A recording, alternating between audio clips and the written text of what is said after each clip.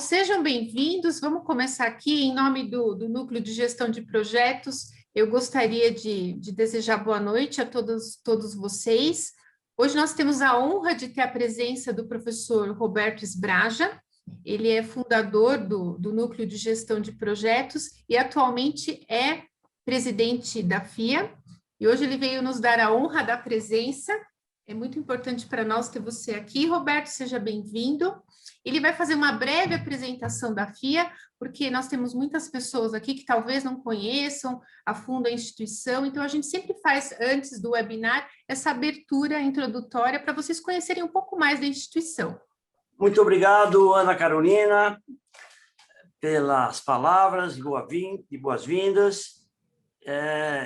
Este evento é muito especial para mim, não apenas porque estou hoje na presidência da FIA, mas como também criador e mentor do GEPRO durante 20 anos, e também por ter a presença aqui de pessoas especiais, não só você, como coordenadora adjunta do GEPRO, como a professora Graziella, que é agora a nova coordenadora do programa, e, em especial, a Raquel, que é minha orientada do programa de pós-graduação em administração da USP, como doutoranda, né, e que está trabalhando exatamente nesse tema como parte da sua tese de doutorado. Então, tenho vários motivos para estar aqui hoje com vocês. Sobre a FIA, queria apenas dizer que é uma instituição que comemora, neste período agora, está comemorando 40 anos, uma instituição fundada no âmbito da Universidade de São Paulo, junto à Faculdade de Economia, Administração e Contabilidade, junto, mais especificamente, ao Departamento de Administração, e que cresceu lá dentro durante vários anos, esteve dentro da própria FEA, utilizando as nossas instalações, e depois, num certo período, com o crescimento e com outros objetivos de voo próprio, criou suas próprias instalações fora do campus da USP e passou então, a residir externamente. Hoje nós estamos localizados aqui no prédio do Birman, junto à Marginal Pinheiros, cerca da estação do metrô Pinheiros. Fisicamente, estamos passando por esse período de pandemia, portanto, as instalações aqui estão um pouco vazias, mas nós esperamos voltar logo, logo aos nossos ritmos presenciais. Bem, é importante dizer que a FIA, quando foi fundada nos anos 80, no âmbito da FEA, não foi por acaso. Ela foi criada por um grupo de professores, entre os quais eu me incluo, com o objetivo de levar à comunidade o que a gente fazia lá dentro da FEA, que era o ensino de estrito sensu, na graduação e na pós-graduação, a pesquisa, que geravam publicações, mas nos faltava um braço com o mercado, com o mundo executivo, representado não só por vocês, pessoas físicas, como por pessoas jurídicas, empresas, quer do âmbito privado como do governamental. Então, nasceu aí esse braço de extensão chamado FIA, hoje, e que cresceu em 3 grandes eixos. O eixo educação continuada para executivos, o eixo consultoria e estudos e cursos em company, e também passou atualmente a ter uma faculdade dentro dela, criada em 2014, ao longo dessa trajetória que vocês estão vendo aí, que é a Faculdade FIA, que tem hoje o seu mestrado profissional e a sua graduação de âmbito estrito sensu, né? Similar ao que nós temos na FEA, no Departamento de Administração, curso de pós-graduação e o curso de graduação. Esses anos foram muito importantes para a FIA, para a sua solidificação, e nós entramos em 2020 com um novo produto, que foi o FIA Online, fruto de uma parceria com a UOL, o que nos levou a oferecer cursos na modalidade assíncrona, né? São 17 cursos hoje oferecidos dentro da parceria FIA UOL, chamado aqui abreviadamente de FIA Online. Muito bem. Também, ao longo dos anos, conseguimos várias acreditações, tanto no âmbito nacional, para os cursos de pós-graduação e MBA, especialização em MBA, no caso, programas acima de 360 horas. Também os credenciamentos internacionais, no âmbito da Associação Mundial dos MBAs, e especificamente no caso do GPRO, nós temos um selo de credenciamento, que é o selo PMI.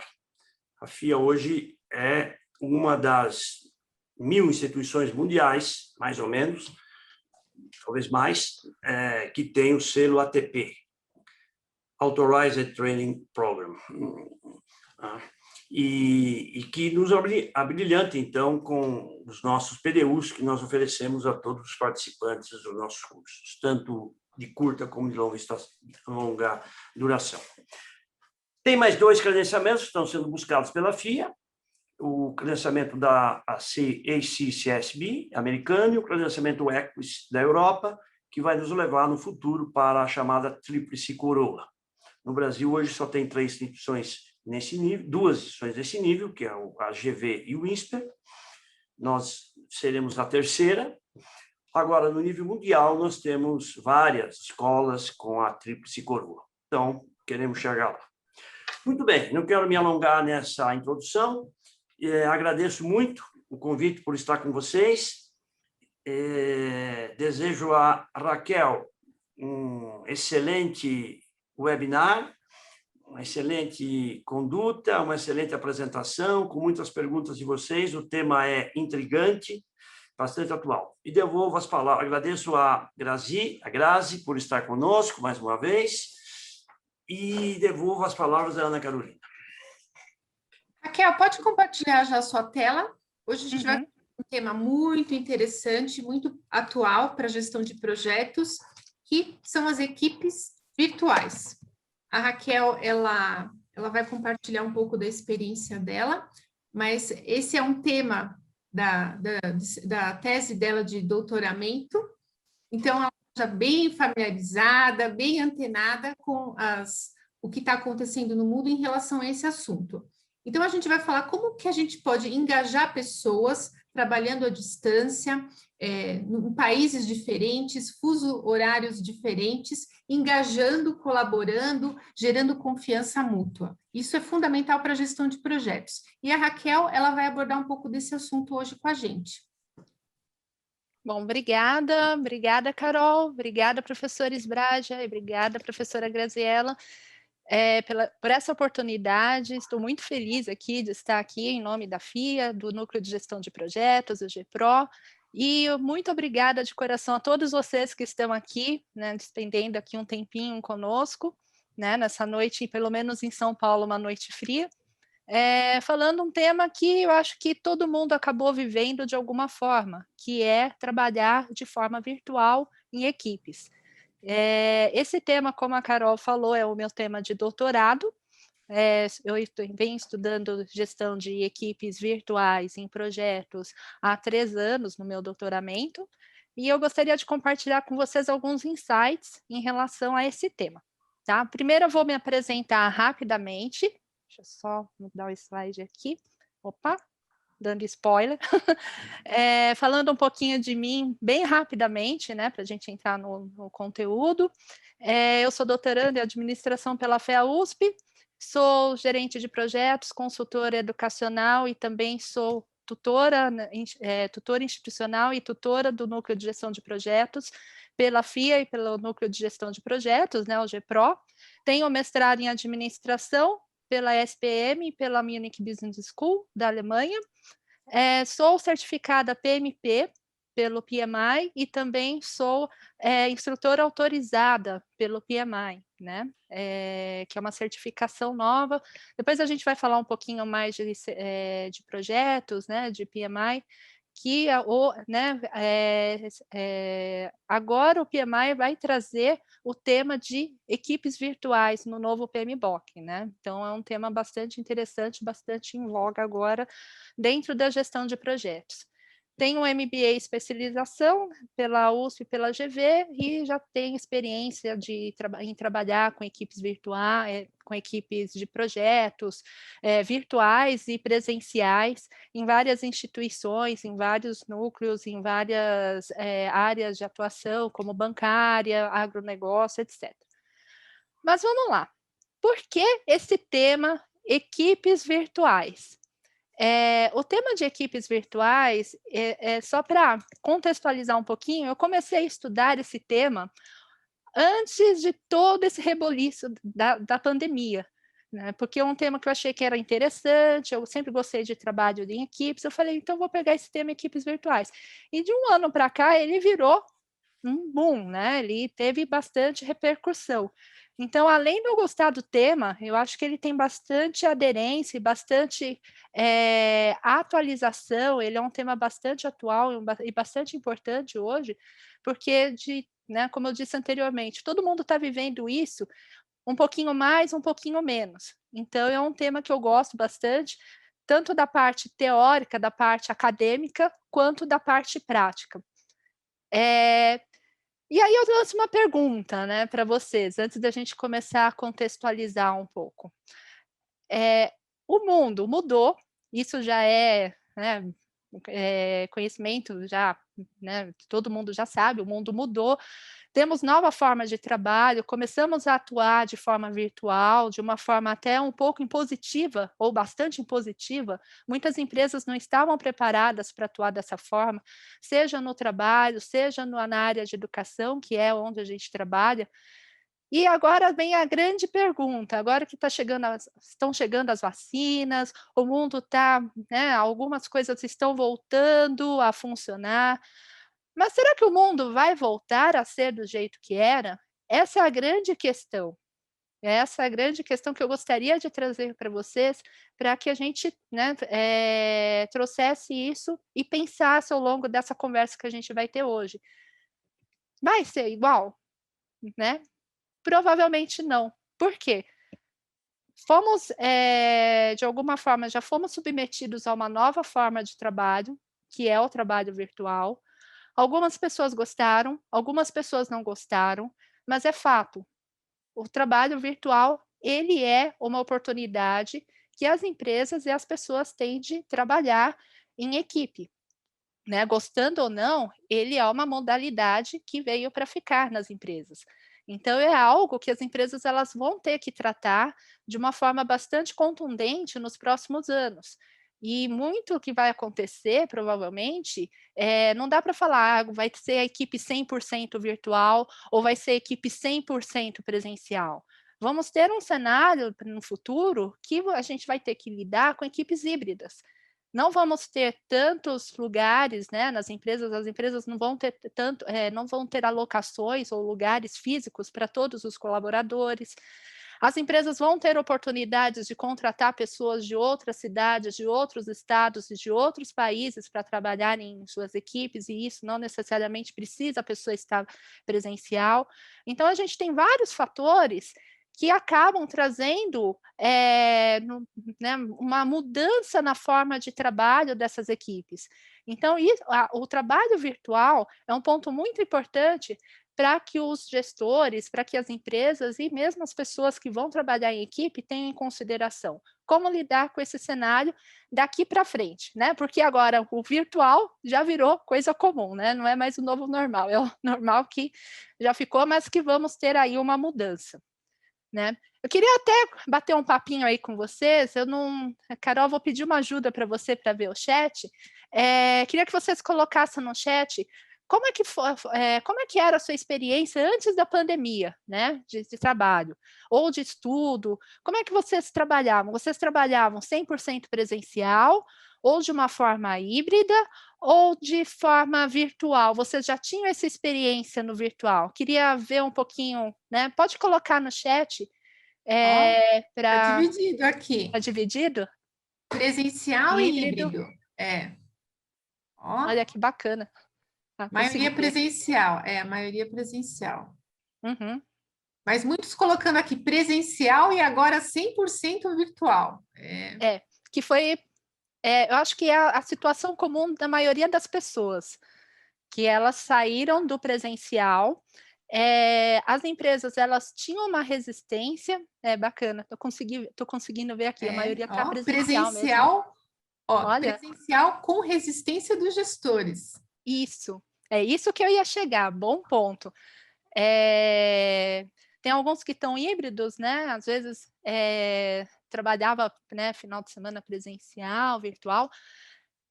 Existia, antes da pandemia, uma resistência em relação ao trabalho virtual. O trabalho virtual, ele tinha uma certa resistência, por quê? Porque você não estava vendo, é aquela questão do controle visto, né? Se você não tem alguns gestores que, se você não vê se a pessoa está trabalhando, ele acha que a pessoa não está trabalhando. Então, ele vai achar que a pessoa está em casa, vai ver, né, vai ver seriado, vai fazer comida, vai cuidar do cachorro, vai fazer qualquer coisa menos trabalhar. E que não é verdade. A pandemia, ela veio para mostrar que sim, conseguimos nos organizar para fazer o trabalho em casa. Lógico que tem outros poréns, a situação que a gente está vivendo de virtualidade não é uma situação atípica, e uma coisa que é muito importante, considerar que esse cenário de virtualidade é uma situação normal, não é. Porque num cenário normal de virtualidade, vão acontecer outros fatores que vão promover uma certa qualidade de vida, um certo bem-estar para as pessoas que trabalham virtualmente. Por exemplo, as crianças, que muitas das crianças, a maioria, né, as crianças não tinham como ir para a escola e ficaram em casa. E ficaram, né, com os pais, não ficaram nem com os avós, ficaram com os pais. E aí aquele negócio de você trabalhar com o filho, trabalhar com o cachorro, trabalhar com todo mundo em casa, e lógico que numa situação pós-pandemia, um mundo que vai voltar ao normal, você vai ter as crianças na escola, você vai conseguir separar um pouco esse tempo de trabalho e esse tempo de casa. Lógico que exige aí uma organização do tempo, então vai ser um mundo diferente, vai ser uma forma de trabalho diferente. Então, às vezes, o que acontece? Esse ponto é muito interessante. Existia, sim, essa resistência anterior de alguns gestores, na verdade, em relação ao trabalho virtual, porque parece que você não vê, o funcionário não vai trabalhar, aquela visão, né, mais arcaica. O trabalho virtual, vou falar um pouquinho mais na frente, mas já dando um spoiler aqui, ele é muito focado em resultado, né, e não no controle de horas que a pessoa vai trabalhar, né. Então tem esse ponto, e o outro ponto também é em relação a você se organizar nos seus horários que você melhor produz. Então essas são algumas das vantagens em relação ao trabalho, virtual, né.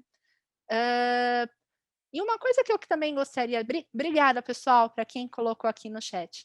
Uma coisa que eu também gostaria de esclarecer aqui, a gente foi bombardeado com vários conceitos de trabalho remoto, de home office, de virtualização do trabalho, de equipes virtuais. Eu queria trazer aqui, antes da gente continuar, uma conceituação do que é cada um desses termos. Existem, sim, diferenças entre o que é home office, o que é trabalho remoto e o que são, né, equipes virtuais. Então, se a gente fala de home office, é a situação que acho que a maioria de nós que, né, as pessoas que conseguiram trabalhar em casa, lógico que existem profissões que não tem como, por exemplo, a área da saúde não tem como, né, muitas vezes não tem como fazer home office, você tem que ver lá o paciente. Mas, assim, uma boa parte da população, né, dos trabalhadores conseguiram fazer o home office. O home office, como o nome diz, traduzindo literalmente do inglês, seria o trabalho realizado em casa, tá? Então, o home office, ele parte do pressuposto que você vai trabalhar de sua residência.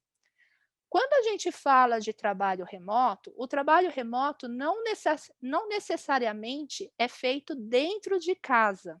Ele pode ser feito em um outro local, desde que distante, afastado do local original de trabalho, que seria um escritório.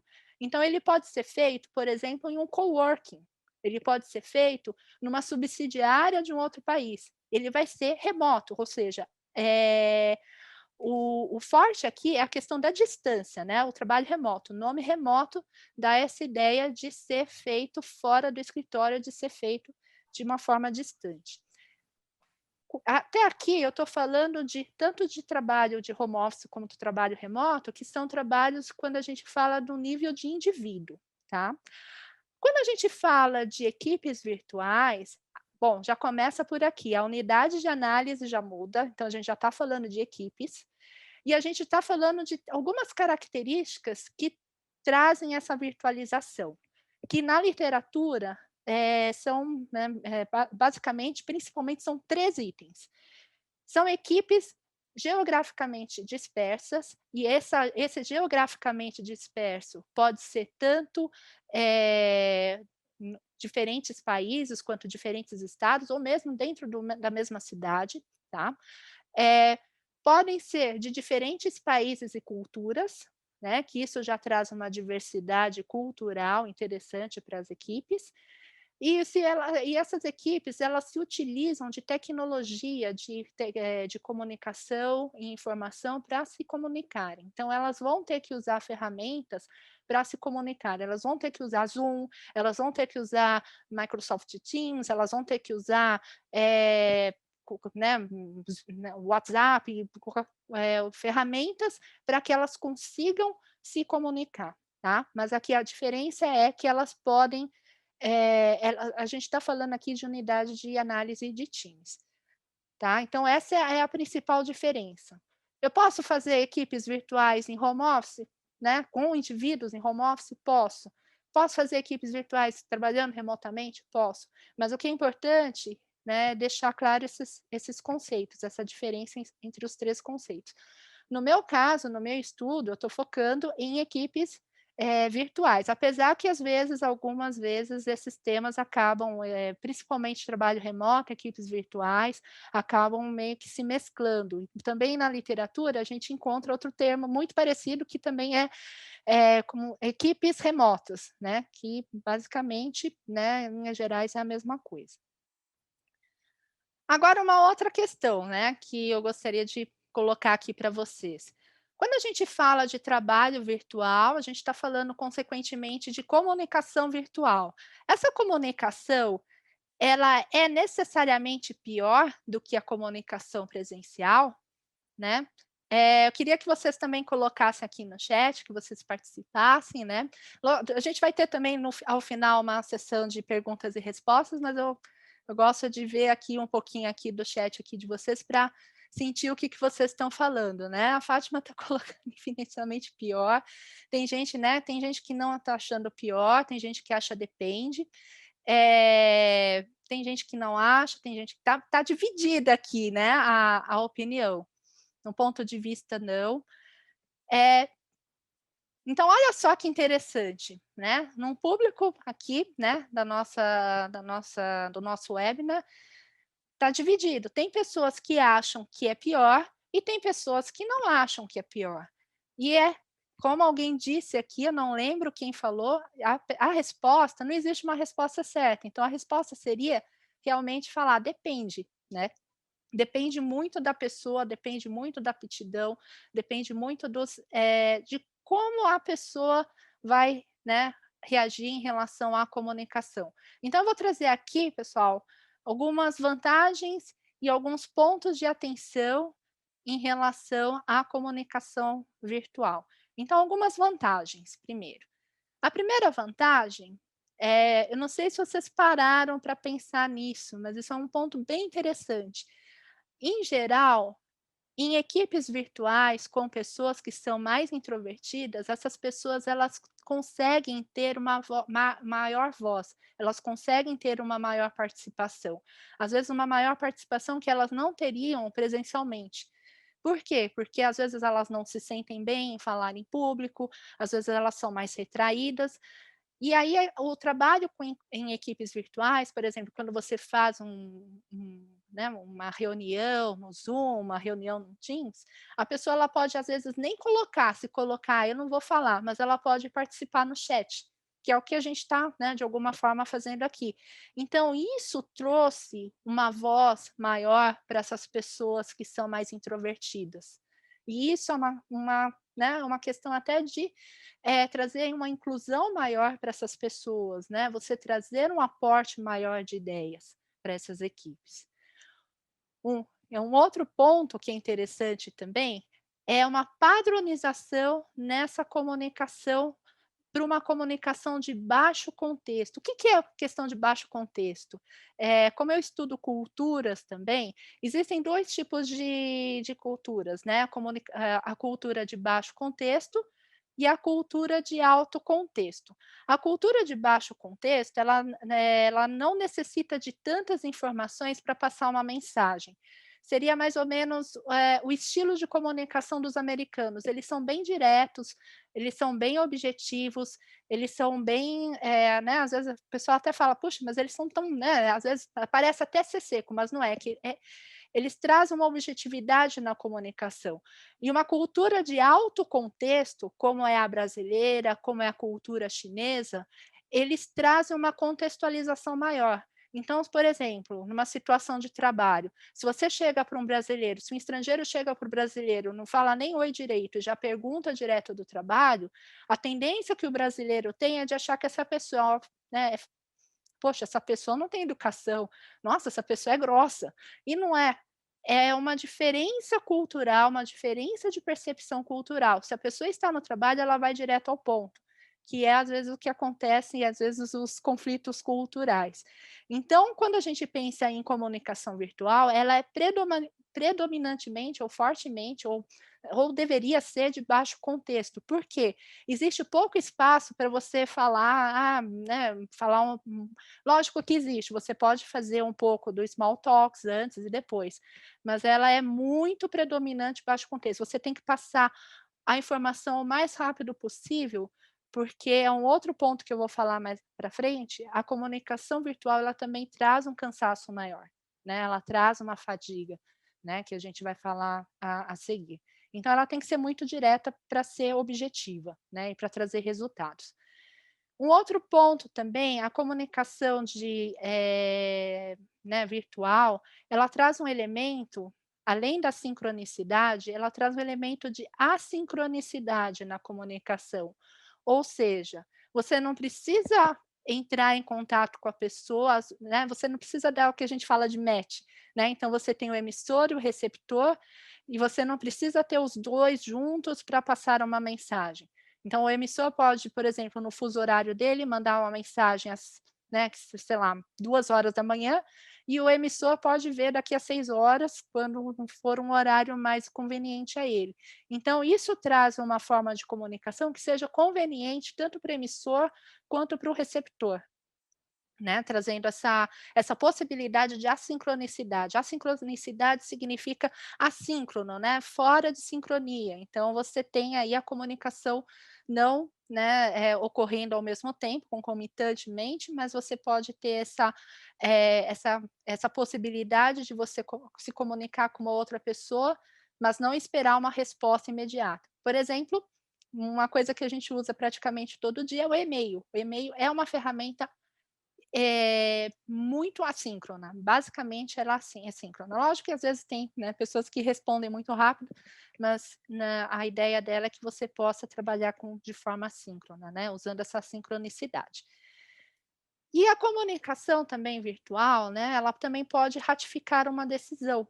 Então, às vezes, a palavra, né, falada, né, ela pode trazer, às vezes, as pessoas podem esquecer de um contexto, mas ela pode, a comunicação escrita, ela ajuda nessa parte de você trazer essa ratificação de uma decisão, né? Essas são as vantagens.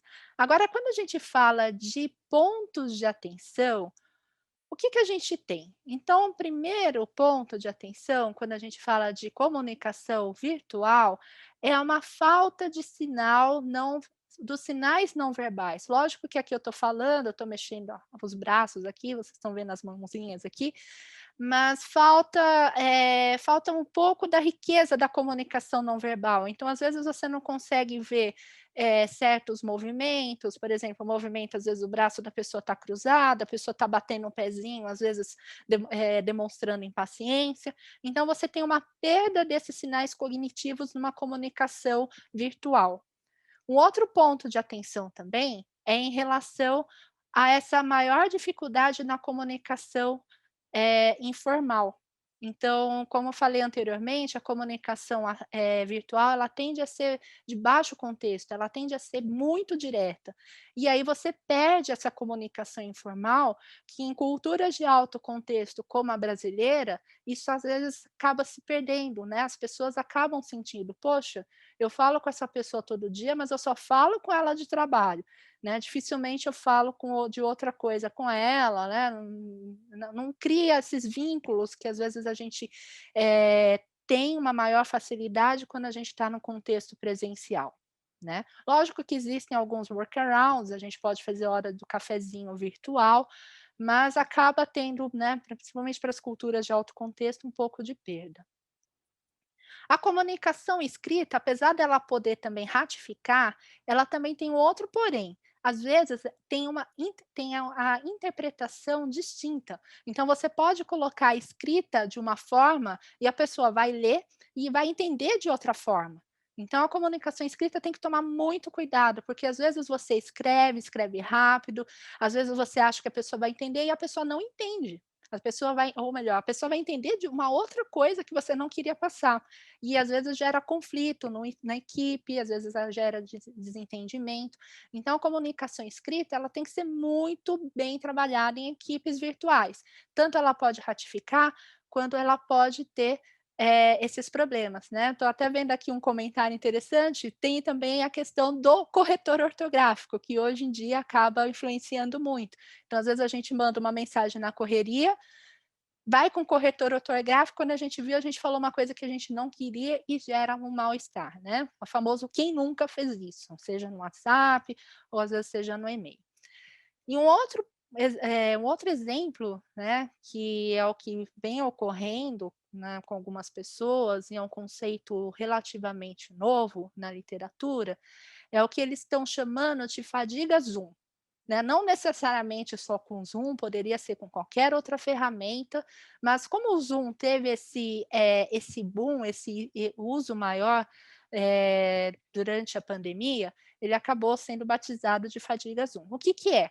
As pessoas acabam ficando um pouco estafadas em ficar o dia todo no Zoom, de fazer né, reuniões, de ter eventos no Zoom, e isso acaba cansando um pouco. Por quê?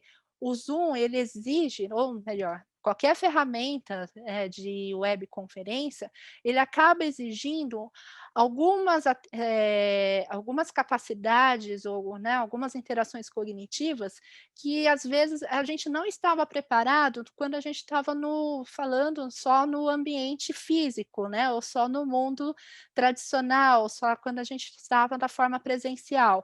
Uma delas é você sempre se ver. Então você tem o Zoom e você tem o reflexo da sua imagem, o reflexo também, né, a projeção das outras pessoas. E no mundo real, a gente não tem muito essa nossa projeção da nossa imagem. Tirando se a pessoa é uma narcisista, a gente acaba não se vendo no espelho o dia todo. E no Zoom, a gente acaba olhando, e isso acaba gerando aquele complexo de, puxa, né, eu estou bem ou não, né, como é que está a minha imagem? Né, foi até uma brincadeira que eu fiz aqui, quando eu entrei aqui, nossa, meu batom tá bom, não sei o quê, né, que é uma questão de até um pouco de preocupação com a imagem. E isso acaba se exacerbando com o uso das ferramentas, né, de webconferência. E lógico, também tem um outro ponto que as pessoas acabam se expondo mais.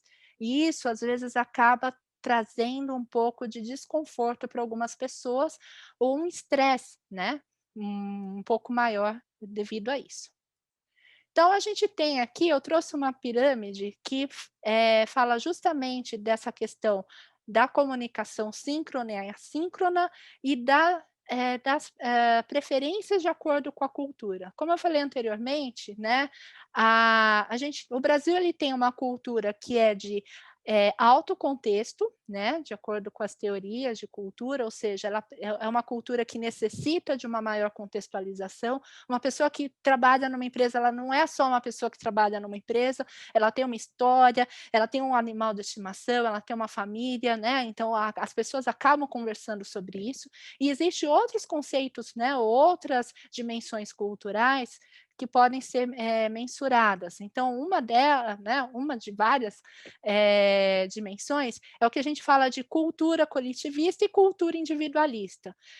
A cultura coletivista, ela preza mais os valores, né, de grupos, as relações entre famílias, as relações entre os grupos nos quais as pessoas pertencem, e as culturas individualistas, as pessoas tendem a ser mais autônomas, né, não que elas sejam egoístas, mas elas tendem a se preocupar ou a priorizar a sua independência e a sua individualidade. Dando exemplos de países, voltando ao Brasil, o Brasil ele tende a ser uma cultura mais coletivista, e os Estados Unidos, ele tende a ser uma cultura mais individualista. Aliás, os Estados Unidos é o país mais individualista do mundo, de acordo, né, com as medições dos estudos de Hofstede, né, que é um dos maiores teóricos em relação à cultura nacional, né, em relação à cultura nacional. E, por outro lado, a gente tem a comunicação síncrona e assíncrona. Ou seja, a teoria fala que existe uma preferência da comunicação assíncrona das culturas individualistas. Então, a gente tem, por exemplo, dando exemplos práticos, a gente tem que, deixa eu só ver aqui, por exemplo, os Estados Unidos, né, vamos colocar aqui nomes aqui, né, mas poderia ser qualquer país individualista. Então, por exemplo, os Estados Unidos é uma cultura que prioriza a comunicação por e-mail. O Brasil também, né, ele acaba, a questão de organização, acaba priorizando por e-mail, mas não é a forma de comunicação preferida, muitas vezes, do brasileiro. O brasileiro, ele tende a ter, eu vou até pular aqui, ele prefere uma comunicação mais síncrona, principalmente quando tem problema, né? Tem problema no projeto, você precisa, né, ter uma maior rapidez. Então, ao invés de mandar e-mail, então o brasileiro ele tende a ou pegar o telefone e falar com a pessoa ou fazer uma web. Não, vamos fazer aqui uma web, um call, e aí a gente conversa de forma síncrona. Isso é uma tendência muito da cultura coletivista. Para resolver problemas. Já numa cultura individualista, muitas vezes o que acontece? Eu quero resolver um problema, às vezes por e-mail, né? Ou por um aplicativo de gestão de projetos, que também tem um pouco de assincronicidade, ele consegue resolver, que não ocorre numa cultura coletivista. Então, essa preferência de formas de comunicação e culturas nacionais, ela tem que ser entendida, por exemplo, quando a gente fala com equipes ou com, né, com pessoas que são de outras culturas. Às vezes a gente tem que entender isso. Às vezes a gente fala, estou ligando para a pessoa não gostou, mas é que a pessoa às vezes pode ter essa tendência, né? Ou ter essa cultura, essa herança de uma cultura individualista, né? E aqui é uma pirâmide, aqui falando quais são os níveis de assincronicidade da comunicação. Então, o e-mail, ele seria a comunicação mais assíncrona que a gente poderia ter numa organização, tá? Depois a gente passa por aplicativos para gestão de projetos, que aí pode ser Project, pode ser o Monday, pode ser a Asana, pode ser Trello. A gente passa por ferramentas de chat, né, subindo um pouquinho a sincronicidade, que seriam as ferramentas WhatsApp, né, os próprios inboxes aí, né, das mídias sociais, ferramentas colaborativas, por exemplo, o Miro, que traz aí, por exemplo, você pode trabalhar com, formando, né, um trabalho em equipe de uma forma, simultânea e síncrona, e o mais síncrono de todos é você, né, falando aí do mundo virtual, porque seria falar pessoalmente, mas seria você ligar, né, usar o telefone ou usar uma webconferência para conversar com a pessoa e ter a resposta de forma imediata. Pensando agora em, né, engajamento. Como é que a gente faz o engajamento de pessoas no ambiente virtual? Então, eu vou passar aqui uma série de dicas que eu peguei tanto da literatura acadêmica, quanto um pouco da literatura mais gerencial, e também trazendo um pouco da experiência que eu tenho, né, em gestão aí de projetos. Então, o primeiro ponto que é importante, quando a gente fala com equipes virtuais, em relação a equipes virtuais, esse engajamento, é evitar o isolamento no trabalho virtual. Então, existem 2 teorias bastante interessantes que falam dessa questão do, como se trata, essa parte do isolamento nas equipes. Então, um dos conceitos teóricos, ele se chama teoria da categorização social, né, que é o quê? As pessoas, quando elas estão num grupo, isso não é necessariamente só para a equipe virtual, isso né, quando você tem qualquer grupo, mas aqui eu estou trazendo na contextualização de equipes virtuais. Você pode, né, quando você tem um grupo, as pessoas, elas tendem a se categorizar e a categorizar os outros, né. É o famoso rotular as pessoas. Você pode rotular, né, ou quer dizer, desculpa, você pode categorizar pela idade, ou pelo gênero, ou pela, né, pela organização, pela área que a pessoa trabalha dentro de uma organização. "Ah, essa pessoa trabalha na área X, ah, essa pessoa trabalha na área Y, ah, essa pessoa é mais velha". Às vezes isso é até mental, isso até é o que a gente chama de vieses, né, mas de alguma forma existe essa categorização, né. E um outro conceito é o paradigma da similaridade e atração. Ou seja, as pessoas, elas tendem, e isso é natural, às vezes a gente faz sem perceber, elas tendem a se, atrair por pessoas que pensam da mesma forma, ou pessoas que agem conforme elas acham que é mais legal, ou que elas se identificam mais. E aí tendem a formar o que a gente chama de panelinha, sabe? "Ah, então eu vou trabalhar sempre com aquela pessoa, porque ela é legal, porque ela me entende". E quando a gente trabalha numa empresa, a gente não tem que escolher: "Ah, eu vou trabalhar com essa pessoa porque ela é legal ou porque eu gosto mais dela". A gente trabalha numa organização, a gente tem que entregar resultados. E às vezes a gente vai trabalhar com pessoas que a gente, poxa, né, não vou muito com a cara, mas tem que trabalhar. Então essa é um ponto muito importante quando a gente fala com equipes virtuais, principalmente num contexto de de híbrido, de trabalho híbrido, que é o que vai vir, assim, muito forte daqui para frente. Então, o que vai acontecer? As pessoas, quando a gente fala de trabalho híbrido, tem que tomar muito cuidado, né, os gestores têm que tomar muito cuidado para que não exista essa categorização, né, na verdade, não é que não vai existir, ele vai existir, mas ela tem que ser gerenciada, tanto a categorização social, quanto esse paradigma da similaridade, porque o que vai acontecer se não tiver uma boa gestão disso? As pessoas que vão estar nos escritórios, elas vão tender a se falar, se comunicar entre si, e as pessoas que estarão trabalhando virtualmente, elas não vão participar da conversa ou participar da decisão.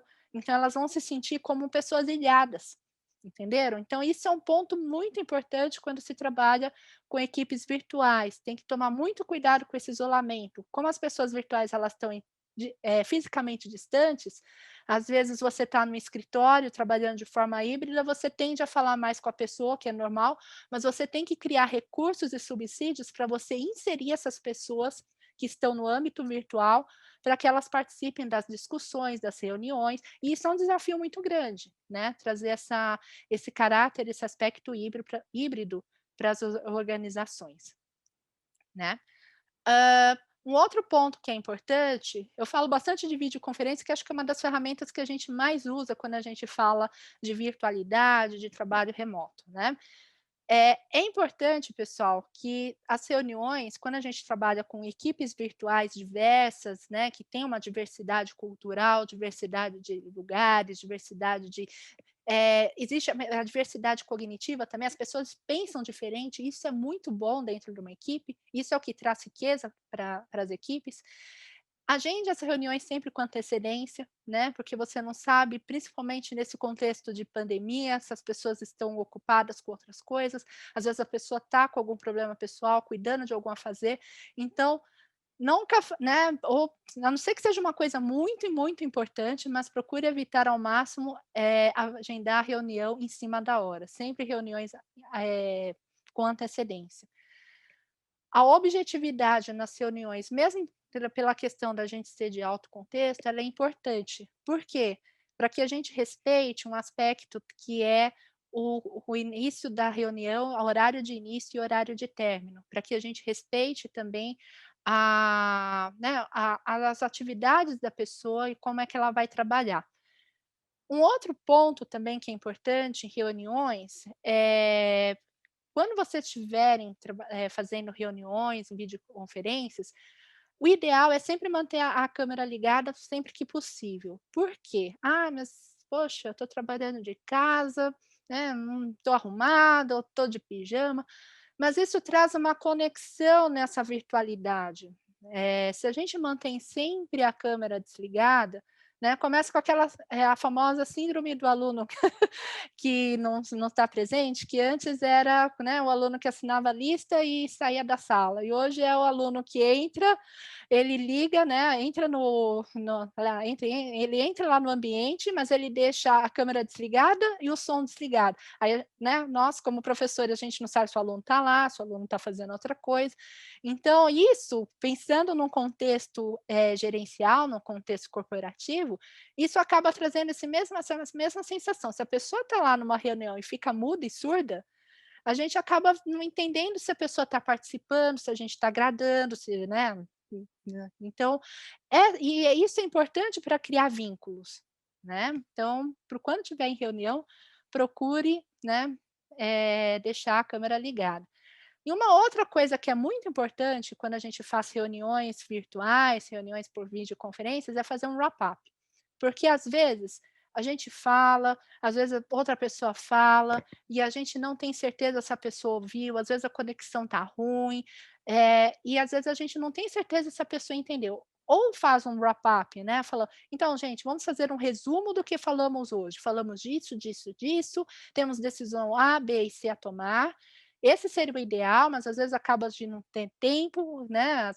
Às vezes está corrido, então o ideal poderia ser fazer um resumo, né, um mini resumo e mandar por e-mail para todos tenham, para que você tenha certeza de que a mensagem que você passou foi passada da forma correta, né. Um outro ponto também, quando a gente fala de equipes virtuais, que é importante trabalhar, principalmente os gestores de equipes virtuais, é o isolamento. Então, tanto não só os gestores, mas quanto a equipe, ela tem que tomar muito cuidado, né? Cada pessoa da equipe tem que tomar muito cuidado com esse fenômeno do isolamento, pensando até num contexto de pandemia, as pessoas às vezes ficam um pouco, deprimidas de ficarem só em casa, às vezes você não vê outra pessoa, mas isso tem que ser trabalhado, né, pela saúde, não só pelo trabalho, mas pela saúde, de cada pessoa. Uma forma que é muito importante, né, que as pessoas tenham em mente, é se manterem visíveis, não fiquem invisíveis, não fica no seu canto quieto, "Ah, estou fazendo meu trabalho, estou lá quieto".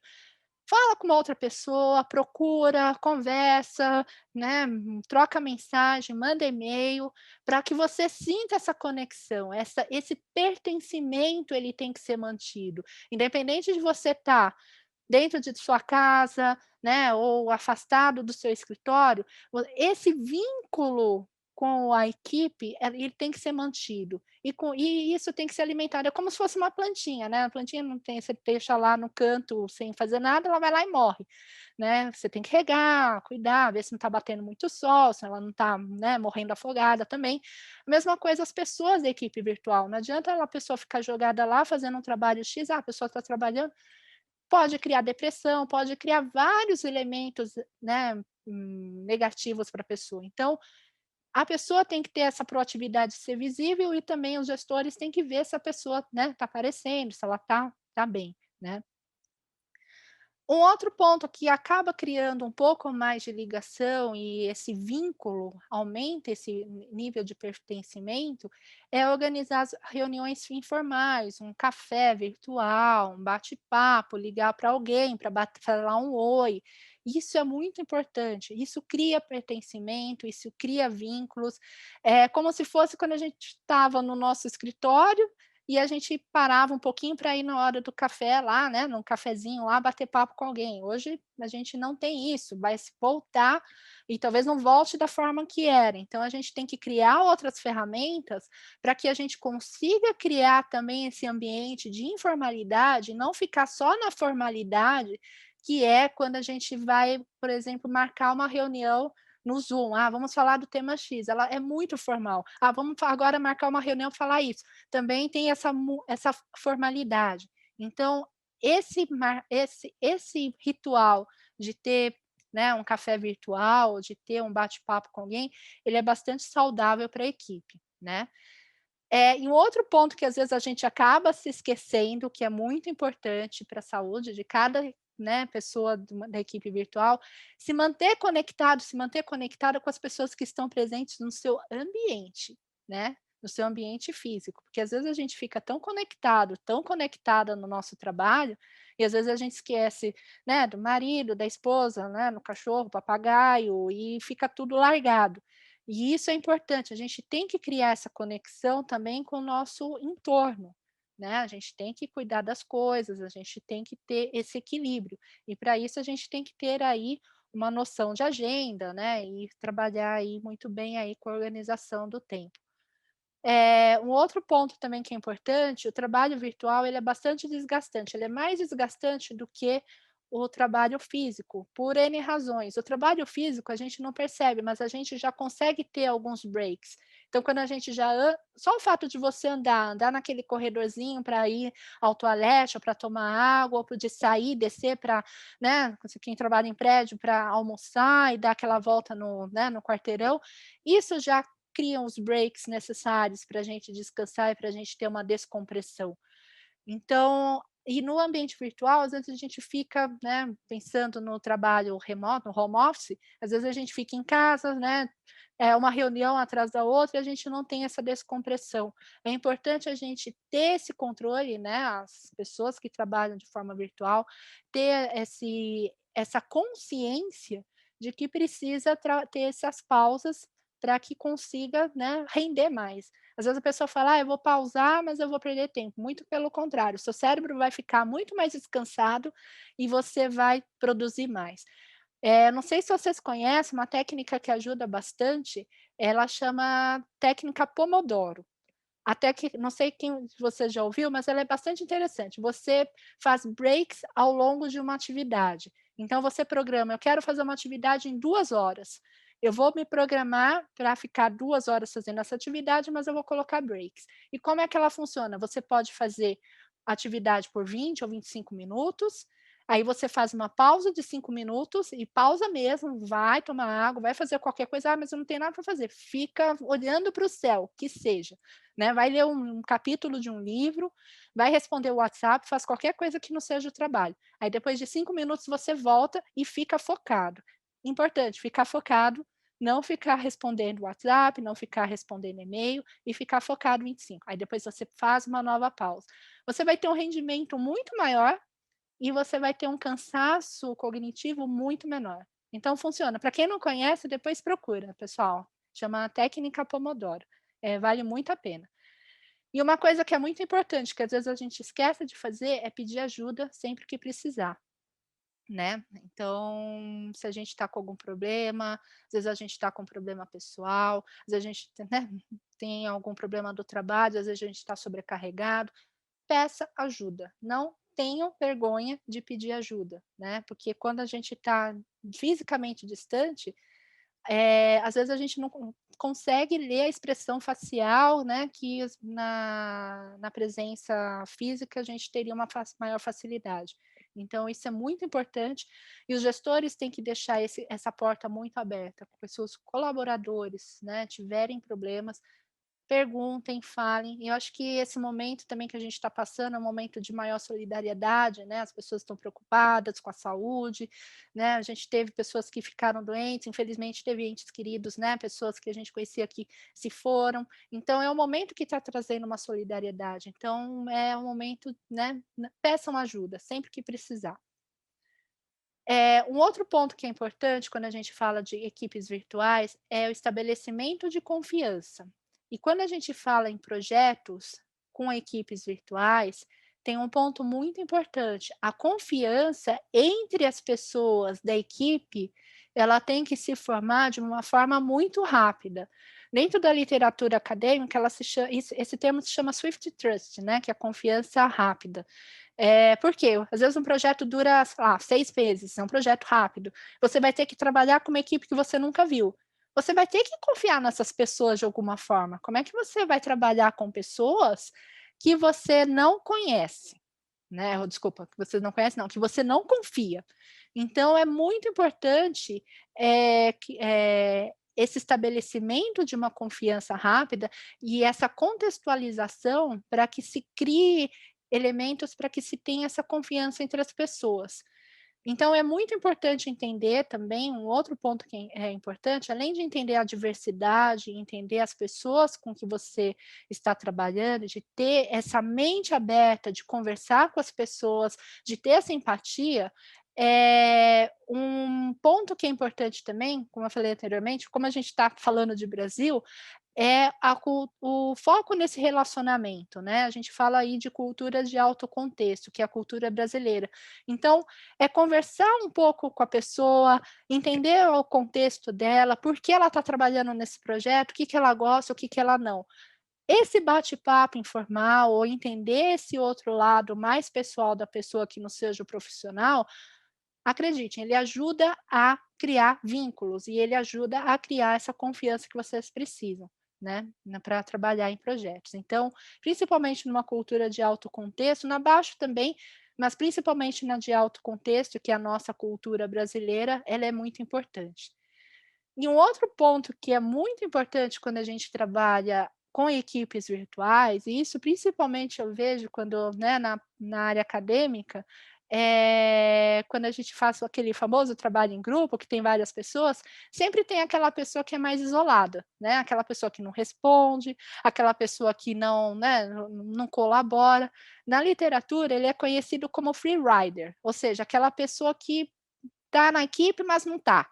Ele quer meio que voar sozinho, quer seguir sozinho e, tá lá no time, mas para dá aquela impressão que a pessoa está como um número na equipe. E às vezes a pessoa não é que a pessoa ela não quer trabalhar, não é que a pessoa ela é preguiçosa ou que a pessoa não tem capacidade. Às vezes a pessoa, ela não tem, algum incentivo, né. Ela: "Puxa, eu não quero trabalhar com essa equipe porque eu não me sinto incluída", né.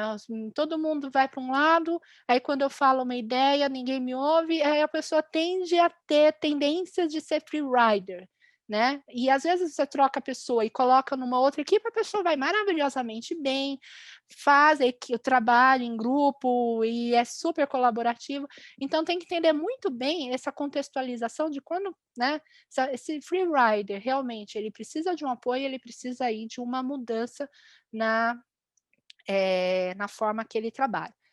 E, né, finalmente, né, colocando um último ponto aqui, como a gente pode promover esse engajamento, né, e a colaboração com a equipe, né? Então, entendendo a necessidade das pessoas que estão na equipe e com isso, pessoal, a comunicação é fundamental. E um ponto que eu queria falar aqui, pulando, muitas vezes quando a gente fala de equipes virtuais, a gente pensa na parte do digital, a gente já vai direto na parte digital. Ah, vamos falar de equipes virtuais, vamos falar de ferramenta X, ferramenta Y, ferramenta W. As ferramentas elas mudam, né? Muda ano, muda a ferramenta, muda a versão e ficam as pessoas. Então, a gente tem que ter, e isso é uma coisa que o PMBOK traz também. O foco é na comunicação e não na ferramenta. Porque o que pode acontecer também?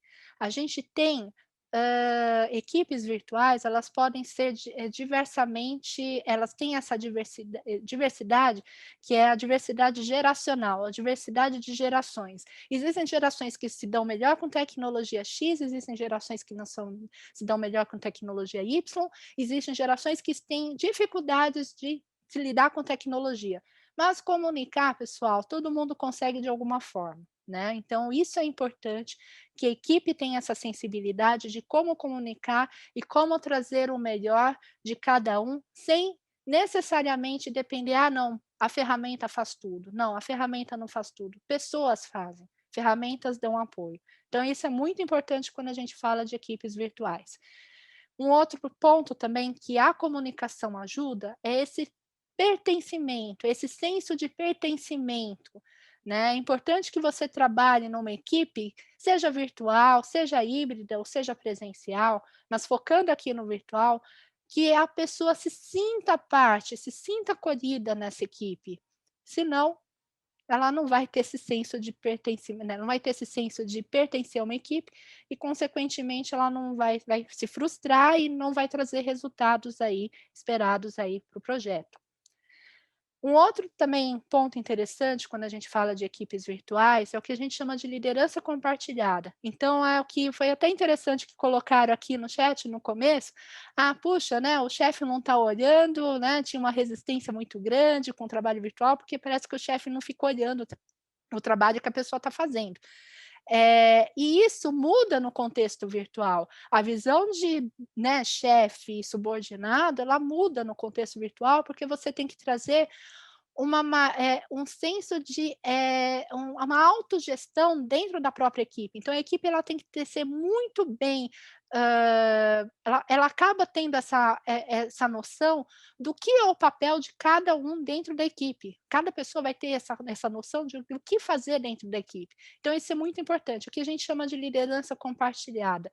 Fazendo uma analogia, é muito, por exemplo, né, como as equipes ágeis elas trabalham. Então, as equipes ágeis, elas têm uma definição de papéis, né, muito bem definidas, e as pessoas elas acabam tendo essa autogestão, né, que não podem, e essa liderança compartilhada, ela tem que funcionar não só em equipes ágeis, mas em equipes de qualquer forma de projetos, né, waterfall e outros tipos de projetos, tá? Como eu falei anteriormente, a diversidade. Então, a gente tem equipes com diversidade N, né? No meu caso, eu estou estudando muito a diversidade cultural, mas existem outras diversidades, a de gerações, como eu falei anteriormente, a de gênero, né? Recentemente eu ouvi também falar de né, a diversidade cognitiva, né? De pessoas que pensam diferentes. Então, a gente tem que trazer esse sentimento ou esse pertencimento e essa inclusão de ideias para a equipe, porque o que traz resultado para a equipe é justamente o pensar diferente. Lógico, pode trazer conflito, né? Por um lado, aumenta o conflito, mas também traz aí uma maior diversidade e uma maior riqueza de ideias. Falando um pouquinho sobre o PMBOK, né? A gente vai ter aí o PMBOK 7ª edição, a partir de agosto, e uma coisa que é muito interessante é que o PMBOK ele vai mudar aquela visão, né, das áreas de conhecimento, né, dos processos, e ele vai trazer a visão de domínio. Então a gente vai ter o domínio, né, de pessoas, de processos e de negócios. E a gestão de equipes, né, a parte, na verdade, de engajamento de pessoas, de equipes virtuais, ela está no domínio de pessoas. Então, olha só que interessante, o próprio PMBOK vai trazer a parte de equipes virtuais, né? Quando eu vi assim, eu fiquei muito feliz. Poxa, meu tema, né, de doutorado vai estar no PMBOK. Então, olha a importância do tema de equipes virtuais na gestão de projetos. Então, alguns spoilers aqui, né? Não dá para trazer tudo, mas alguns spoilers do que o novo PMBOK 7ª edição, que está previsto para agosto, né? A gente, se não for adiado, já foi adiado algumas vezes, mas está previsto para agosto desse ano, é justamente de falar sobre engajamento e apoio às equipes, a entender essas necessidades das equipes, né? Virtuais, dos membros das equipes virtuais, e fazer esse engajamento, né? Então, dentro do macro, né, o macro domínio de engajamento, a gente vai falar de necessidades, engajamentos e eficácia, tá? Então, é um ponto muito interessante. O PMBOK está tendo uma mudança muito grande, praticamente está, né, fazendo aí uma mudança substancial, focando aqui, né, na parte de soft skills, como alguém falou aqui, realmente, né, ele está focando bastante em soft skills e em processos, né, processos vai ser 50%, pessoas, né, vão ser 42%, não é mais que processo, mas é relativamente muito importante a participação, né, esse peso de pessoas dentro do PMBOK, né, 7ª edição. Bom, pessoal, vou terminar por aqui. Eu gostaria de falar, né, a noite toda aqui, mas não dá. Agradeço muito aí né, a presença aí de vocês, né, e eu gostaria só de, antes de terminar, deixar uma dica de leitura. Eu sempre gosto de deixar dicas de leituras, né, para trazer um pouco mais de reflexão para o que a gente falou hoje. Então, são 2 livros, um é da Natália Manha, ela é uma agilista, ela fez, né, o mestrado dela sobre equipes virtuais ágeis, é um livro bem curtinho, bem interessante, e ele traz uma visão bem prática de como fazer essa gestão. E um outro livro interessante é o livro de Equipes Brilhantes, né, do Daniel Coyle. Ele não é necessariamente de equipes virtuais, tá? Mas ele traz alguns elementos, alguns insights bem interessantes de como puxar esse engajamento, esse senso de pertencimento das equipes, que é uma coisa que às vezes a gente esquece, né? Até nas minhas pesquisas acadêmicas eu fui procurar pertencimento de equipes, é um tema que não é muito trabalhado. Então, esse livro ele trabalha justamente como fazer com que as pessoas elas se sintam parte de uma equipe e elas, consequentemente, se sentem engajadas, motivadas e, consequentemente, vão trazer resultados aí para o projeto. Tá bom? Então, era isso que eu tinha para falar. Muito, muito, muito obrigada, né, a todos vocês. E estou aí aberta aí as perguntas, né, se tiver tempinho ainda. Muito obrigada. Opa, temos algumas perguntas aqui, Raquel. O pessoal está parabenizando pela apresentação. Obrigada. Tema, muito bom. O Fernando, ele fez 2 perguntas muito boas. A primeira é, na pirâmide de cultura e de comunicação, em que nível você classificaria o podcast? Totalmente assíncrono? E o Instagram? Boa pergunta. O podcast, ele é uma ferramenta assíncrona, né? Mas ele tem uma certa interatividade por ele trazer ele parece um rádio, na verdade, né? Então, só que ele é um rádio assíncrono. Então, ele estaria acima do e-mail, né? Estaria acima até de uma ferramenta de colaboração, porque teria aquele senso de... Mas ele seria uma ferramenta assíncrona, tá, Fernando? E o Instagram, depende de qual... ele estaria... Porque você tem 2 ferramentas dentro do Instagram. Você tem o Direct e você tem o Post, né? O Post, ele seria um pouco mais assíncrono, né? E o Direct, ele tenderia a ser um pouco mais síncrono, porque se espera que a resposta no Direct seja mais rápida. Mas... aí se espera também que um comentário dentro do Instagram, dentro de um post que você coloca, ele seja um pouquinho mais lento, tá? Então, essa seria a diferença. Então, o Instagram, ele teria essa diferença um pouquinho, né? Uma parte mais assíncrona e outra parte um pouco mais síncrona, que aí fica parecido aí com o chat. Né? Tem as lives também, né? E tem as lives, esqueci das lives. Aí as lives seriam síncronas. As lives aí entram no síncrono. Obrigada, Carol. Esqueci das lives, mas aí as lives seriam síncronas. Tem a outra que o Fernando fez, você entende que o modelo ágil para a condução de projetos tende a ter uma condição de menor categorização e uma melhor condição de comunicação? O ágil, ele já tem essa... Quem fez a pergunta? O Desculpa. Fernando, ele fez 2 perguntas. O Fernando fez as 2 perguntas, obrigada. O ágil, ele já nasceu num contexto, isso que eu acho bem interessante da gestão ágil, ele já nasceu num contexto de trazer esse pertencimento e de trazer essa questão da comunicação muito forte da equipe. Então, o elemento da daily meeting, por exemplo, que é aquela reunião de 15 minutos, isso facilita muito, muito, muito a comunicação e o pertencimento das pessoas, né? Então, isso até é um elemento que são boas práticas que podem ser usadas para outros tipos de projeto, né? Então, com certeza, eu acho que gestão de projeto ágil tem essa vantagem de trazer essa facilidade na gestão de equipes virtuais. Eu acho que o impacto, pelo que eu tenho visto, conversando até com colegas, o impacto que as pessoas que trabalham com ágil tiveram com a mudança do presencial para o virtual foi menor, por causa disso. Porque os rituais, as cerimônias se mantiveram, né? Não sei se eu respondi. O Caio Bruno, ele pergunta: como estar visível em culturas mais individualistas, principalmente se somos de uma cultura mais coletivista? Como está visto? Como estar mais visível? Mais visível? Não entendi. Mais visível em culturas mais individualistas, principalmente se somos de uma cultura mais coletivista. Tá, mas seria o mais visível o que exatamente? Eu só não entendi. Acho que se mostrar mais. Ah, tá. O se mostrar mais dentro dentro de culturas individualistas, ele tem uma certa diferença, né? Então, quando você fala de culturas individualistas, as pessoas elas acabam se mostrando mais, mas elas acabam se abrindo menos. Então, você chega, a pessoa faz a reunião, às vezes ele fica até um pouco, como eu falei anteriormente, fica frio esse relacionamento, né? E quando você fala de uma cultura coletivista, ela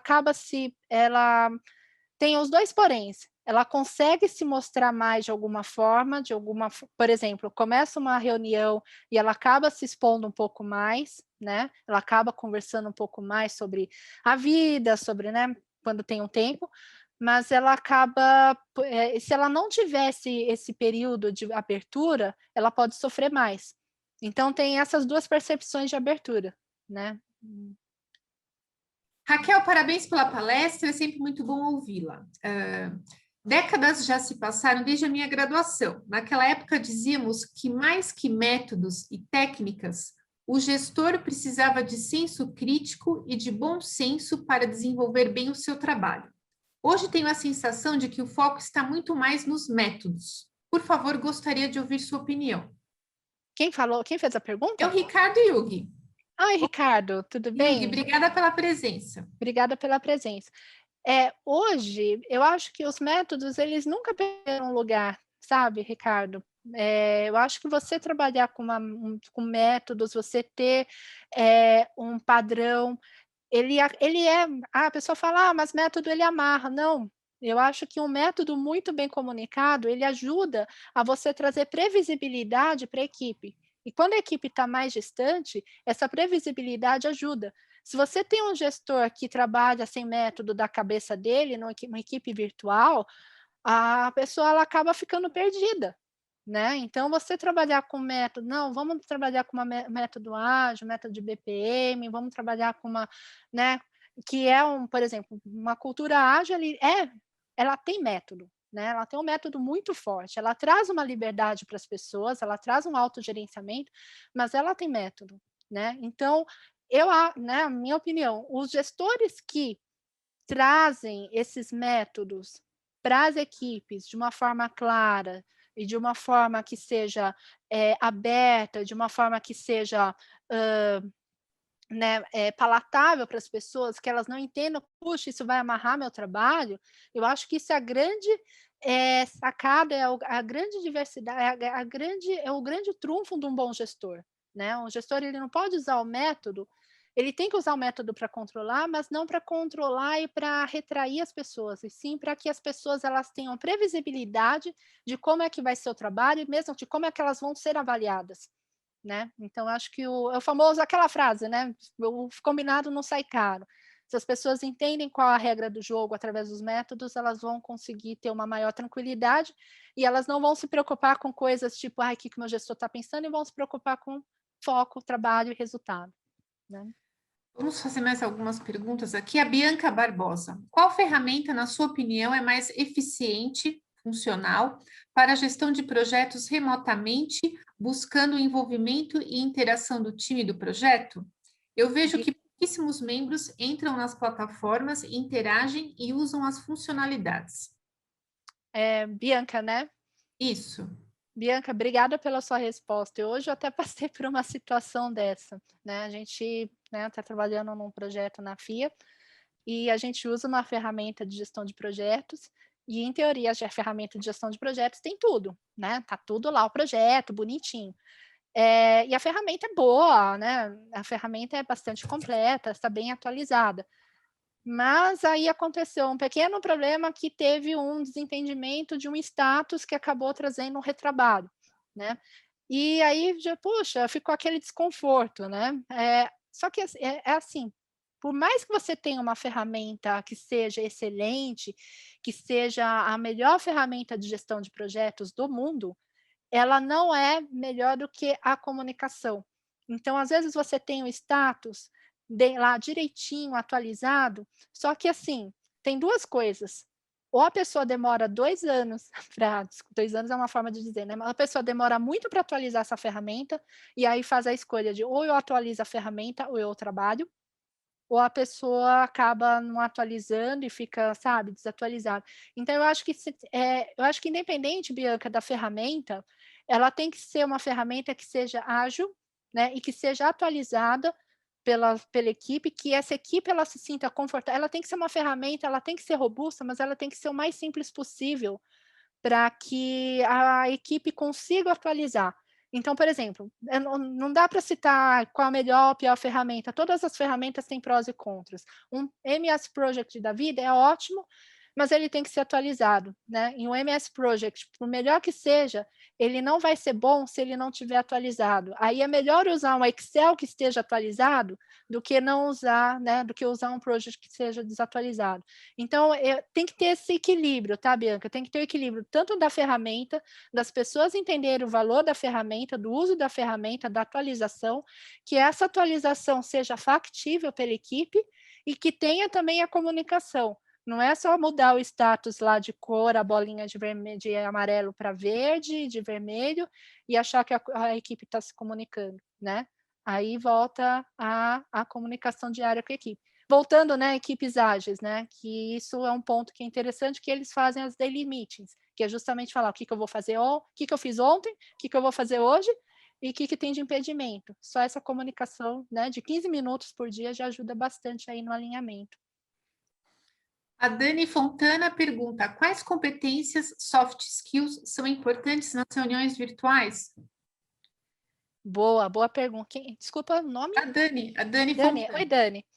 Eh, bom, eu acho que um soft skill muito importante é capacidade da gente ouvir a outra pessoa, né, que é uma coisa que às vezes a gente, acredite se quiser, na equipe no mundo virtual, a gente acaba ouvindo um pouco mais, pelo que eu tenho percebido, né, dos trabalhos, né, conversando com as outras pessoas, a tendência de você saber ouvir a outra pessoa e de você esperar a outra pessoa, ela é até um pré-requisito da comunicação virtual. Porque se você não, né, você não entende o que a pessoa fala, se você não esperar o que a pessoa vai falar.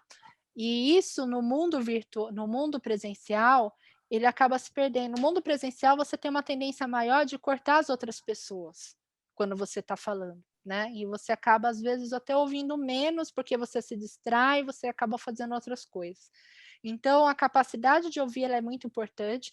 E até voltando no ponto de cultura, existem algumas culturas que ouvem mais que as outras. O brasileiro, ele tende a não ouvir muito a outra pessoa, até o latino, não querendo generalizar, né, pessoal, tem pessoas que ouvem mais, pessoas que ouvem menos, mas assim, a cultura latina, até por uma questão linguística, ela tende a interromper mais a outra pessoa que fala, porque o nosso verbo principal está é o segundo elemento da frase. Então, eu quero, eu vou, aí eu quero, eu vou, aí você já corta a pessoa e já complementa até a frase.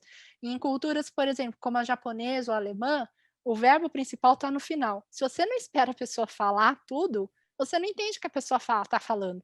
Então, você fica quietinho. Então, essas culturas, elas tendem a ouvir mais, mas é justamente até por uma questão de interesse. Então, ouvir mais, ter empatia, saber se colocar no lugar do outro, né? Que é a empatia. Também eu acho que a atualização, você ter a curiosidade, você se atualizar, é importante quando você trabalha com equipes virtuais, porque querendo ou não, você vai trabalhar com, né, com tecnologia, então você, de alguma forma, você tem que se atualizar em relação a isso. São pontos que a comunicação, capacidade de comunicação também, são skills que eu acho que são primordiais quando a gente trabalha, né, com equipes virtuais, não só com equipes, mas considerando aí principalmente o aspecto da equipe virtual. A Ana Flávia, Raquel, ela falou que gostou muito do conceito de pertencimento. Falou que até o que a gente mais vê hoje é a dificuldade em relação ao comprometimento da equipe. E aí ela comentou que gostou muito dessa ideia de reuniões informais. E aí ela pergunta com que frequência essas reuniões precisam ser realizadas? Oi, Ana Flávia, obrigada pela sua pergunta, né? Fico feliz que você tenha gostado desse tema de pertencimento. É difícil falar qual seria a frequência exata para fazer uma reunião informal. Isso vai depender muito da sua cultura organizacional, porque às vezes tem empresas que, se você fizer reunião toda semana, né, que eu considerar toda semana seria o ideal, pelo menos para manter. Tem empresa que vai achar, as pessoas vão achar um pouco invasivo, né? Vão falar, puxa, de novo aquela reunião para não falar nada, né? Então, tem pessoas que não vão gostar. E em compensação, tem outras culturas que, puxa, que legal. Então, depende muito do nível de entrosamento da equipe, da cultura organizacional que você está vivendo. Então, isso você tem que sentir um pouco, tá, Ana Flávia? Sugestão, começa fazendo uma reunião, tenta ver e no final da reunião você pergunta, quando é que a gente pode fazer a próxima? Né? Aí você sente o feeling das pessoas. Então, às vezes, a bola de neve. Uma pessoa fala, vamos fazer semana que vem. Eu concordo, vamos fazer. Ou, vamos fazer semana que vem, a pessoa já é podada. Não gostei, né? Então, depende muito, Ana Flávia, não tem uma resposta certa, tá? Por exemplo, tem empresas que se dão muito bem fazendo uma vez por mês ou a cada quinzena. Aí você começa uma vez e tenta fazer essa pergunta. A própria equipe vai responder aí qual a frequência ideal. Eu vou fazer mais duas perguntas, mas antes, está pipocando aqui muitas perguntas sobre diversidade. Uhum. Quero avisar, antes que o pessoal vá embora, que no dia 29/7, a gente vai ter um webinar só sobre diversidade em gestão de projetos. Então, quem tiver dúvidas, perguntas sobre esse assunto, a gente vai ter um webinar exclusivo sobre esse tema. O William Serantola, ele fala assim, oi Raquel, o report de 2021 da Microsoft Teams identificou que culturas coletivistas avaliaram maior aproximação interpessoal pelo uso da plataforma e ações de interação em grupo. E isso representou um menor desgaste emocional. Pergunta: equipes virtuais podem configurar novas formas de gestão e avaliação de performance? Ó, que perguntou, né? Nossa, essa obrigada, William, esse é o meu é quase meu tema de doutorado isso, eu tô na verdade eu estou atrás dessa pergunta, que é justamente as formas de você mensurar a performance de equipes virtuais, e se isso, né, não se eles podem mudar, mas eu estou estudando realmente como é que se mensura a performance dentro de equipes, virtuais, né. Eh, esse é um ponto bem importante, porque a própria equipe virtual, quando ela se organiza, né, quando você tem aí o senso de pertencimento, de você trabalhar em equipe, etc., a própria equipe ela acaba se organizando das melhores formas, né, e elas acabam é muito interessante quando você tem essa autogestão dentro das equipes, que elas vão gerando os próprios indicadores e os próprios patamares, né, os próprios thresholds de performance, né, de, satisfação do trabalho, etcétera. Então isso é um ponto bem interessante que as equipes elas vão se autorregular, né. Em relação a esse relatório do Microsoft Teams, essa parte de usar o Teams em culturas coletivistas, realmente é o esperado, né, e é bem interessante isso, é uma confirmação até do que a gente falou aqui, né, William, porque você trabalha, né, justamente com o Microsoft Teams ele trabalha com a comunicação síncrona, né, então é uma preferência que as pessoas vão ter com essa comunicação mais rápida, né, essa comunicação mais direta. Até um ponto interessante, né, eu lembrei até de um outro ponto interessante, por exemplo, eu já participei de alguns congressos do PMI internacionais, e é interessante que lá, né, eles fazem muito congresso, mas a pessoa, o palestrante está de forma síncrona. Então ele grava e aí as pessoas colocam no chat e depois no final tem as perguntas e respostas. Eu achei um jeito até meio estranho, né? Mas é justamente para o PMI ser uma instituição americana e eles preferem mais essa forma síncrona para trazer mais facilidade para o palestrante e etc. Não sei se funcionaria aqui, né? Talvez aqui é como a gente está fazendo, totalmente síncrona e faz a pergunta e as respostas direto. Mas é interessante. Obrigada, William. Não sei se A última respondi aí. pergunta, Qualquer coisa você depois a coloca no gente... chat. Não, a última pergunta é da Lucineia. Eu queria uma dica para desenvolver uma aproximação de comunicação em equipe em um grupo que prefere o isolamento. Ela trabalha numa empresa que tem uma cultura conservadora e as pessoas elas estão acostumadas a não ter uma interação. Então, ela queria uma dica para como quebrar essa barreira. Eu acho que, Lucinéia, obrigada, bem interessante essa pergunta. Eu acho que quando você trabalha com pessoas que elas são mais isoladas, talvez justamente aquele ponto que a gente conversou, de trazer a confiança e trazer um propósito, né? O porquê essa pessoa deveria conversar com você. Se esse grupo ele está isolado, ele não está vendo uma necessidade de se, né, sair da toca, né, de continuar, de não continuar isolado.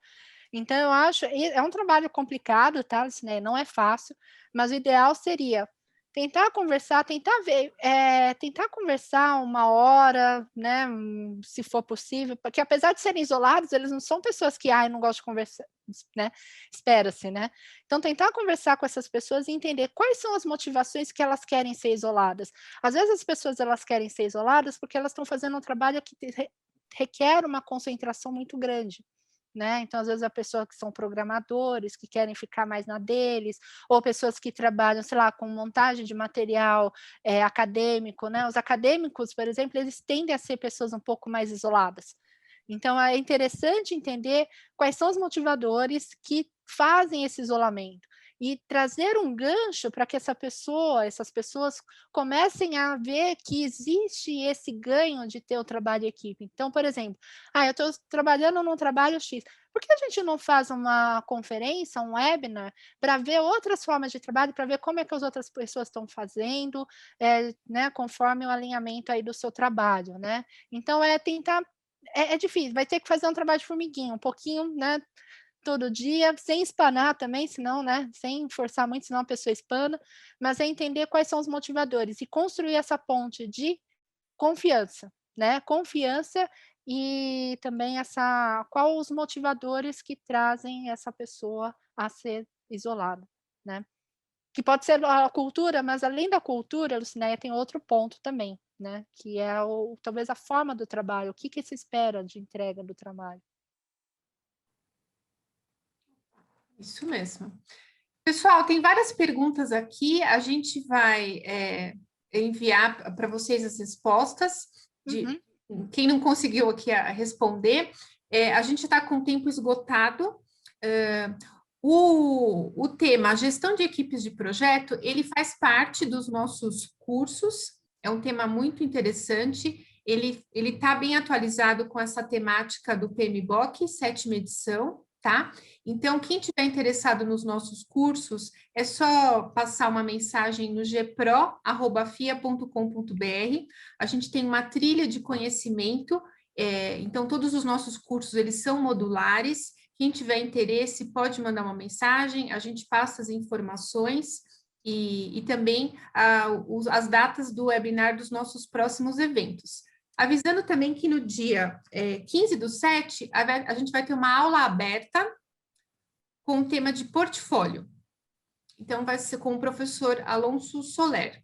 Então, é uma aula que vai durar 2 horas, a gente vai emitir um certificado de participação. Então, quem tiver interessado nesse assunto, é só se inscrever. A gente vai enviar também um e-mail com link para inscrição, ou acessar www.fia.com.br/eventos, tá bom?